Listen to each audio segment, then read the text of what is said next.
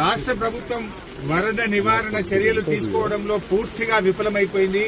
ముఖ్యంగా ఈ రోజు ఈ ఫెయిల్యూర్ అంతా కూడా రాష్ట్ర ముఖ్యమంత్రిది, రాష్ట్ర ప్రభుత్వాన్ని.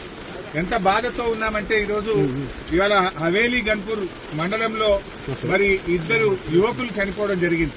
వాళ్ళ పిల్లలు, ముఖ్యంగా ఇద్దరు పిల్లలు గురుకుల పాఠశాలలో చదువుతున్నారు. వర్షాల వల్ల గురుకుల పాఠశాల లీక్ అయితా ఉంది, మీ పిల్లల్ని తీసుకుపోండి అని ప్రిన్సిపల్ ఫోన్ చేస్తే పిల్లల్ని మెదక్కు పోయి తీసుకొచ్చుకుందామని బయలుదేరి మరి ఆటోలో నడుపుతున్నటువంటి యాదగౌడు, ఆటోలో కూర్చున్న సత్యనారాయణ ఇద్దరు కూడా ఈ వరదలో ఆటో కొట్టుకుపోయి చనిపోవడం జరిగింది.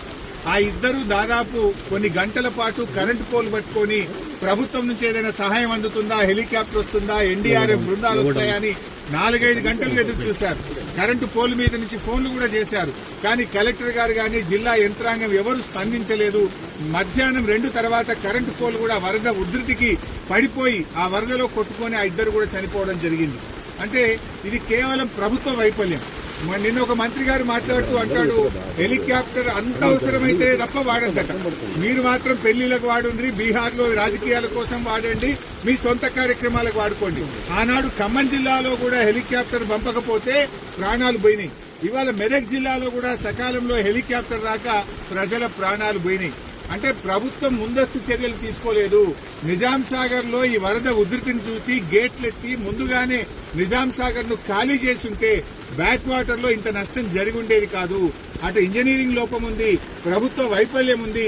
నిన్న ముఖ్యమంత్రి గారు ఇంత వరదలు వస్తుంటే వీడియో కాన్ఫరెన్స్ పెట్టి అత్యవసరంగా రివ్యూ చేయాల్సిన ముఖ్యమంత్రి ఆయన మూసీ సుందరీకరణ రివ్యూ చేస్తున్నాడు. ఇవాళ పొద్దున్న లేచి ఆటల పోటీల గురించి రివ్యూ చేస్తుంది. ఒక దిక్కు ప్రజల ప్రాణాలు పోతున్నాయి, తాగడానికి నీళ్లు లేవు. హవేలీ గన్పూర్ లో నిన్నటి నుంచి కరెంటు లేక 7-8 గ్రామాల ప్రజలు మంచినీళ్లు లేక వర్షపు నీళ్లను ప్లేట్లలో, గ్లాసులలో పట్టుకొని తాగుతున్న పరిస్థితి ఉన్నది. ఇవాళ రేపు అంటు రోగాలు ప్రబలేటువంటి అవకాశం ఉంది. వచ్చే 24 గంటలు ఇంకా పెద్ద ఎత్తున వర్షాలున్నాయని వాతావరణ శాఖ చెప్తా ఉంది. ప్రజలు ఇబ్బందుల్లో ఉన్నారు. ప్రభుత్వం ఇప్పటికైనా మేల్కొని అత్యవసర చర్యలు చేపట్టి ప్రజలను కాపాడుకోవాలి. ప్రజలకు త్రాగునీరు అందించండి, ప్రజలకు అవసరమైన ఆహార పొట్లాలను పంపించండి, హెలికాప్టర్లను అందుబాటులో పెట్టండి. ఎందుకంటే బాగా తడిచి ఉన్నది, ఇప్పటికే నీటి ప్రవాహం ఉంది. ఇంకా వర్షం ఏమన్నా కొద్దిపాటి వర్షం ఎక్కువ పడ్డా కూడా మరి చెరువులు గాని తెగేటువంటి ప్రమాదం ఉంటది కనుక అన్ని జాగ్రత్తలు ప్రభుత్వం తీసుకోవాలని చెప్పి కోరుతా ఉన్నాం. ఏదైతే పంట నష్టం జరిగిందో ఒక్కొక్క రైతుకు ఎకరానికి 25,000 రూపాయల సహాయం అందించాలని కోరుతున్నాం. చనిపోయిన ఆ 2 కుటుంబాలకు కూడా ఒక్కొక్కరికి 25 లక్షల ఆర్థిక సహాయం అందించాలని కోరుతున్నాం.